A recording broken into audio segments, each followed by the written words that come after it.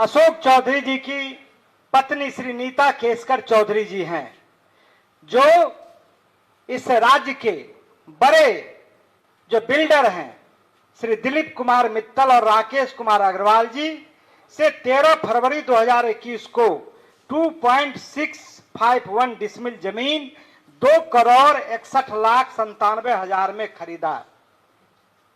उसके बाद उसमें नीता केसकर चौधरी ने अपनी पहचान, देखिए चालाकी, अपनी पहचान अपने पति अशोक चौधरी को लिखा। दूसरा जो डीड है, नीता केसकर चौधरी ने जो दूसरा संपत्ति खरीदा, पहला संपत्ति 2,61,97,हजार, दूसरा जो संपत्ति खरीदा है नीता केसकर चौधरी ने उसी दिलीप कुमार मित्तल और राकेश कुमार अग्रवाल से 20 जुलाई 2022 को 2.09 डिसमिल जमीन 3,42,34,000 में रजिस्ट्री कराई है, जिसमें उन्होंने अपने पति अशोक चौधरी का नाम छिपा लिया और अपना पहचान पिता श्री गोपाल राव केसकर और उनके दुर्गा मेरीन ड्राइव दुजरा का पता दिया है। आप समझ सकते हैं कि ये कुल संपत्ति 6.08 करोड़ का है और उसमें 10% रजिस्ट्री शुल्क लगा है। मतलब कुल मिला के ये 7 करोड़ का संपत्ति है। एक में वो पता लिखता है अपने पति के बारे में, उसके निवास के बारे में, दूसरे में वो पता लिखता है अपने पिता के बारे में और पिता के एड्रेस पर वो लिखता है। ये बिल्कुल जालसाजी है, ये धोखा है और ये एक बड़ा गबन है। हम आपको उसका रजिस्ट्री सीधे तौर से उपलब्ध कराते हैं, जो आप लोग भी इसको देख लीजिए। ये आपको एक डीड है और दूसरा डीड आपको ये है, डीड नंबर आपको 2939 एक है और दूसरा डीड नंबर आपको 10,846 है। ये जमीन रजिस्ट्री हुई है। तो ये आपको मैंने बताया है। दूसरा कि नीता केसकर चौधरी के बारे में आपको मालूम होगा कि उन्होंने वैशाली ट्रेडिंग कंपनी के नाम पर उन्होंने पंजाब नेशनल बैंक से 1,60,00,000 और 1,40,00,000 मतलब 3 करोड़ रुपया उन्होंने लोन लिया। बैंक गारंटी के मामले में जब पंजाब नेशनल बैंक ने खोजा तो वो फर्जरी निकला। ठीक है। बैंक की शिकायत के बाद सीबीआई ने मामले की जांच की। पटना हाई कोर्ट ने उनको, जो उनका पैरवी है और जो उनका सरकार ने पैरवी नहीं किया, तो उनको दोष मुक्त कर दिया। तब सीबीआई ने सुप्रीम कोर्ट गई, चुनौती दी। वहां जाके सुप्रीम कोर्ट ने हाई कोर्ट के आदेश को स्थगित कर दिया। आज भी यह मामला सुप्रीम कोर्ट में विचाराधीन है। यानी नीता केसकर चौधरी आज के दिन भी धोखाधड़ी के मामले में अभियुक्त है। क्या मंत्री अशोक चौधरी या उनके पत्नी नीता केसकर चौधरी बताएगी कि उक्त 7 करोड़ की रकम उन्होंने कहां से ली? हमारा आरोप है कि यह व्यावसायिक प्रॉपर्टी है जिसका बाजार मूल्य कम से कम 20 करोड़ रुपया है, कम से कम 20 करोड़ रुपया है। दूसरी बात कि सीबीआई जब जांच कर रही है तो इतना पैसा कहां से लाया है, यह महत्वपूर्ण बात है। ये मैं सिर्फ नीता केसकर चौधरी के बारे में और अशोक चौधरी के बारे में आपको हमने बताने का काम किया है। अभी हम लोग मंत्री अशोक चौधरी और उनकी पत्नी नीता केसकर चौधरी के सिर्फ 2 संपत्ति के बारे में मैं फिर कह रहा हूं, आपको जानकारी दे रहा हूं, जो 20 करोड़ की संपत्ति है और जिसने बैंक के साथ धोखाधड़ी किया है। उसके अलावा उन्होंने जो संपत्ति अर्जित की है वो मैं आगे बताऊंगा। अब मैं आता हूं, ये डीड यदि आप लोग कोई लेना चाहते हैं, देखना चाहते हैं तो इसको देख सकते हैं। दूसरा मैं आ रहा हूं कि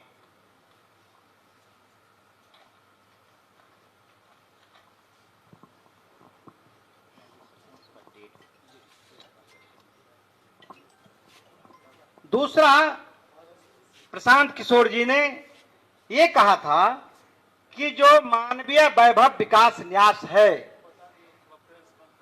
ने अशोक चौधरी की बेटी सांभवी चौधरी और स्वर्गीय किशोर कुणाल के पुत्र सायन कुणाल के साथ विवाह के रिश्ता तय होने और विवाह संपन्न होने के दरमियान खरीदी गई संपत्ति है जो करोड़ों में है, जो करोड़ों में है। तो उन्होंने कहा कि उसके पहले वो ट्रस्ट जितना खरीदता था और उसके 10 वर्ष का, तो वो कभी भी इस तरह का संपत्ति नहीं खरीदा गया था। तो प्रशांत जी ने कहा कि हमारे खिलाफ मानव वैभव विकास न्यास के विरुद्ध कोई हमको मतलब पेपर नहीं है और ना कोई हमारे पास ये है, लेकिन चूंकि जब उनका बेटी का विवाह तय होता है और शादी से पहले मात्र 4 महीने के दरमियान, मैं आपको डीट बताऊंगा, मैं मात्र 4 महीने के दरमियान खरीदी गई 6 जमीन का डीड मैं आज आप सब लोगों से शेयर कर रहा हूं। जो पहला है जो पटना के पौष इलाके में श्री कृष्णापुरी में है, वो है आपको पहला डीड है जो 28/3/2021 को खरीदी गई है। वो है 5 करोड़ 50 लाख की संपत्ति है और ये डीड ओरिजिनल है। ये डीड आप देख सकते हैं, ये डीड देख सकते हैं और आपको मैं उपलब्ध भी करा दूंगा पीडीएफ उसका। दूसरा उन्होंने रूपसपुर में खरीदा 3 करोड़ 43 लाख का, जो 12/5/2022 को श्री मानव वैभव विकास ने रजिस्ट्री करवाया है। 2 तीसरा जो है वो है रूपसपुर में ही 8 करोड़ 90 लाख का 12/5/2022 को ये ट्रस्ट के द्वारा ही ये जमीन खरीदा गया। चौथा जो है वो है मैनपुरा में 7.20 करोड़ 7 करोड़ 20 लाख रुपए का उन्होंने खरीदा, जिसका डीड नंबर है 10,512 और डेट है 14/7/2022। इसका भी मैं आपको, ये आप देख लें, मैं इसका भी आपको उपलब्ध करा दूंगा।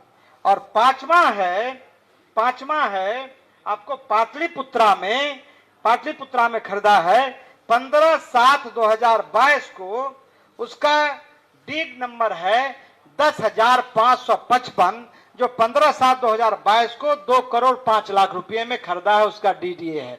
ये सब ओरिजिनल है।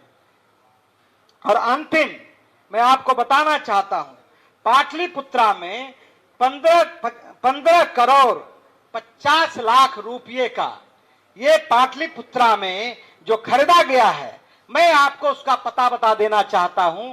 ठीक ऑफिस से आगे आप चले जाइए, उसमें बिल्डिंग बहुत तेजी से वो मकान, बहुमंजिला मकान बन रहा है, ये 15 करोड़ का।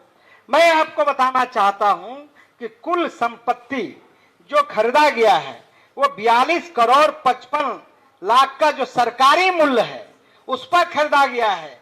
लेकिन एक सिर्फ मैं आपको वानगी बताना चाहता हूं, यदि किसी को पता लगाना है तो मैं आपको ये उपलब्ध करा देता हूं। ये ठीक यहां से 200 मीटर के दूरी पर वो है, उसका बाजार मूल्य सिर्फ एक मकान का, जमीन का सिर्फ बाजार मूल्य उसका लगभग 100 करोड़ रुपया होगा, 100 करोड़ रुपया होगा। अशोक चौधरी जी, इस ट्रस्ट पर हमारा कोई सवाल नहीं है, क्योंकि इसके खिलाफ हमारा कोई ये तथ्य नहीं आया है। लेकिन एक ऐसा सर्कमस्टांसेस बना है, परिस्थिति जन साक्ष्य लगता है कि जब इनके बेटी के साथ सगाई होती है तभी ये संपत्ति कैसे आता है। तो आपको मैंने ये पूरा प्रमाण के साथ आपको मैंने दिखाया है, ये आप देखें। और आप उनके परिवार से, खास करके प्रशांत जी ने कहा कि किशोर कुणाल की छवि एक ईमानदार और अच्छे लोगों की रही है, एक उनका जो चारित्रिक रहा है वो बिहार में अच्छे लोगों का रहा है। लेकिन पता नहीं किस दुश्मनी से, ये भगवान का संजोग मानिए कि अशोक चौधरी ने किस जन्म का बदला लेने के लिए एक तरह से उस ट्रस्ट को, जिसमें जियालाल आर्य जैसे लोग हैं, उनको बदनाम करने की साजिश है। एक बात मैं आपको और बताना चाहता हूं कि जो इस ट्रस्ट में सेक्रेटरी है वो बिहार के मुख्य सचिव की मां प्रोफेसर कविता श्रीवास्तव जी हैं, जो इसमें सेक्रेटरी हैं, और जिन पर मैं सिर्फ आपको जानकारी दे रहा हूं, तो ये मैं आपको बताया हूं। आप लोगों का कर्तव्य है कि उनको ये बात बताना चाहिए, ट्रस्ट के लोगों को, और 15 साल का जो खरीद बिक्री का ट्रस्ट ने काम किया है उसको बताना चाहिए। एक मैं और आपसे कहना चाहता हूं कि जो ये कागजात है वो कागजात सिर्फ मैं आपको 6 दिया हूं, इसके अलावा दर्जनों जो डीड है, जो खरीदा गया है, वो हमारे पास उपलब्ध है, जो समय आने पर मैं आपको उपलब्ध करा दूंगा। तीसरा जो आरोप है वो भी मैं आपको बताना चाहता हूं कि जो प्रशांत किशोर जी ने जो एक आरोप लगाया था,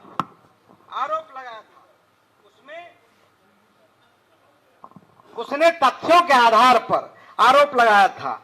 प्रशांत किशोर जी ने यही उस दिन कहा था, उन्होंने कोई मानव वैभव पर आरोप नहीं लगाया था और उनके खिलाफ कोई हमारे पास साक्ष्य नहीं था, लेकिन उन्होंने जो आरोप लगाया था और जो सिद्ध है उसमें कहीं से दो राय नहीं है। वो है अशोक चौधरी की जो बेटी है, श्री सांभवी चौधरी, जो समस्तीपुर से सांसद है। तो अशोक चौधरी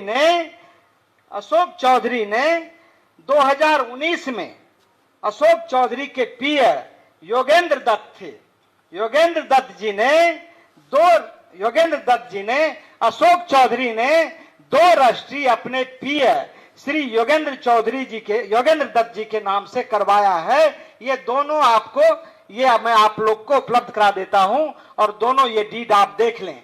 एक डीड नंबर है आपको 8054, दूसरा डीड नंबर है 8427।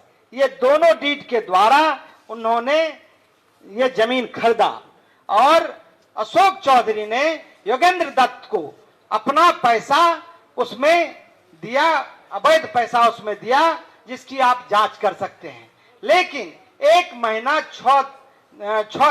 साल 6 महीने के बाद श्री अशोक चौधरी जी ने अपने बेटी के नाम से वो दोनों जो रजिस्ट्री था, लगभग 74 डिसमिल, पटना का 23 कट्ठा बोला जाता है, वो बहुत मूल्यवान जमीन है, वो 34 लाख में वो खरीदते हैं। और आप अशोक चौधरी ने कहा कि हमको साक्ष्य नहीं मिला है, इस जमीन का साक्ष्य नहीं मिला है। तो आपके माध्यम से मैं उनको साक्ष्य उपलब्ध करवाना चाहता हूं, और बैंक अकाउंट से उन्होंने 10 लाख रुपया दिनांक 20/3/2021 को ट्रांसफर किया है, और 21/2/2021 को रजिस्ट्री हुआ है। उसमें 10 लाख रुपया योगेंद्र दत्त के खाते में सांभवी चौधरी भेजती है। उस समय सांभवी चौधरी 10 लाख रुपया मात्र भेजती है, और वो उस समय पढ़ाई कर रहा है। तो क्या एक पढ़ने वाले लोग 34 लाख रुपया कहां से लाएंगे? वो ऐसा कौन सा रोजगार है सांभवी चौधरी का जो उन्होंने 34 लाख रुपया उनको पेमेंट किया?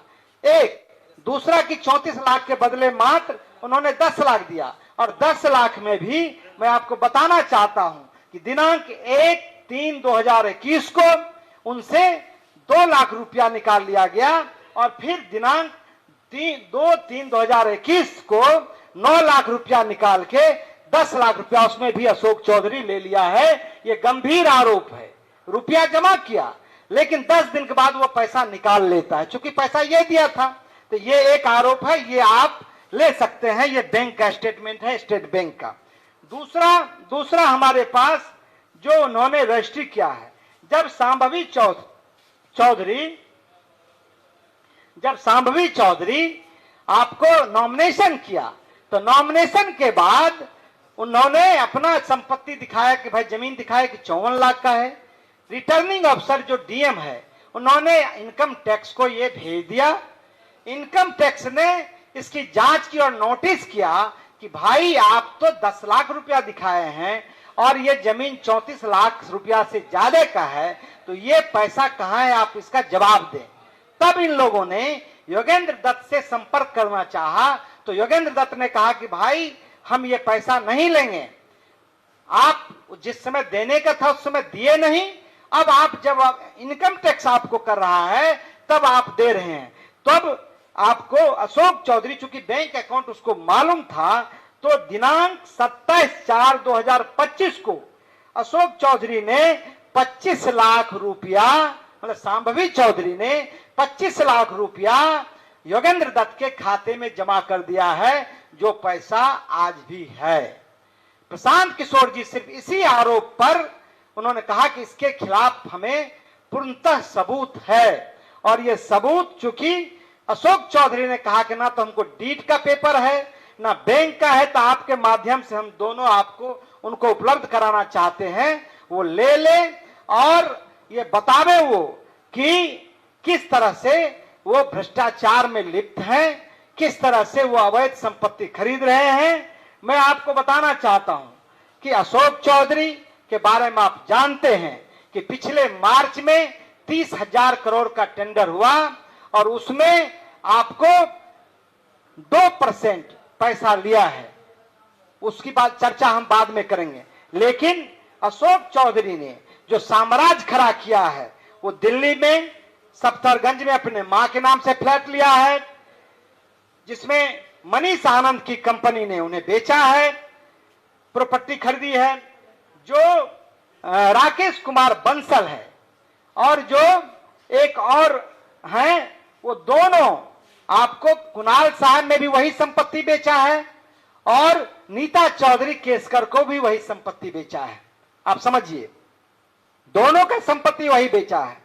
उसके अलावा इनका महावीर इलेक्ट्रिक जो है, उनमें बंसल जो कंपनी है उसमें, उसके अलावा डीपीएस वर्ल्ड स्कूल जो है उसमें, सहित अनेकों संस्थान में इनका अवैध संपत्ति है, जिसका पेपर हमारे पास उपलब्ध होगा, समय पर मैं आपको उपलब्ध कराऊंगा।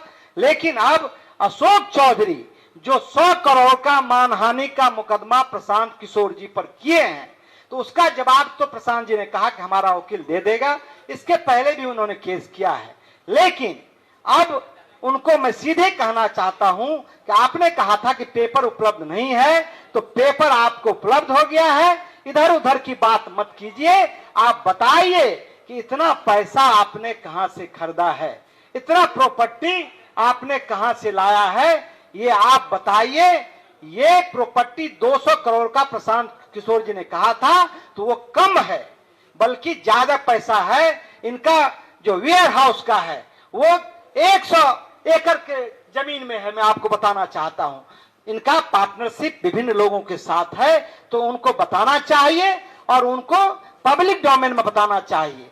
दूसरी बात मैं आपको कहना चाहूंगा कि नीतीश कुमार जी से मेरा अपील है कि नीतीश कुमार जी के मंत्रिमंडल में जब भी किसी पर गंभीर आरोप लगा है, आप याद कीजिए, जब हम भी एमएलए बने थे 2005 में, 24 नवंबर को वो शपथ लिए थे और जीतन राम मांझी के खिलाफ आरोप लगाया था, तो उन्होंने तुरंत, उनके खिलाफ विजिलेंस में आरोप था, तो उनसे तुरंत इस्तीफा लिया। सिर्फ उन्हीं से नहीं, बल्कि 6 मंत्री से लिया। 7वां तेजस्वी यादव पर जब इसी जमीन खरीद में गंभीर आरोप लगे, तो उन्होंने कहा कि आप इसमें जवाब दीजिए, पब्लिक को जवाब दीजिए, और इसी आधार पर उन्होंने गठबंधन तोड़ लिया।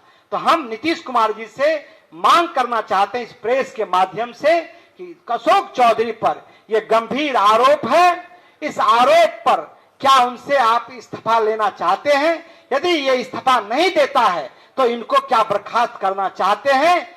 हम जनस्वराज पार्टी के लोग मांग करते हैं और बिहार के लोग भी अब मांग कर रहे हैं। उतना ही नहीं, बल्कि जनता दल यू के जो मुख्य प्रवक्ता हैं नीरज कुमार जी ने भी कहा है कि अशोक चौधरी जी को जो गंभीर आरोप है उसको पब्लिक डोमेन में बताना चाहिए। मुख्यमंत्री का चेहरा बेदाग है। जो भारतीय जनता पार्टी के senior leader R K Singh ji ने हैं, उन्होंने भी कहा है कि जो आरोपी, जो गुनहगार है, जिन पर आरोप लगा है, उनको सफाई देनी चाहिए या उनके विरुद्ध कार्रवाई होनी चाहिए। तो हम मुख्यमंत्री जी से एक ही मांग करते हैं, इतने गंभीर मसले पर आपका निर्णय बिहार के लोग प्रतीक्षा में हैं। मुझे पूरा विश्वास है कि अशोक चौधरी के खिलाफ और जो अन्य मंत्री के खिलाफ पुख्ता सबूत हैं, उस पर आप कार्रवाई करेंगे। यदि ये लोग इस्तीफा नहीं देता है तो इनको सीधे मंत्रिमंडल से बर्खास्त करेंगे। मैं अपनी बात को खत्म कर रहा हूं। आप लोग का कोई प्रश्न हो तो अध्यक्ष जी से और उन लोगों से कर सकते हैं।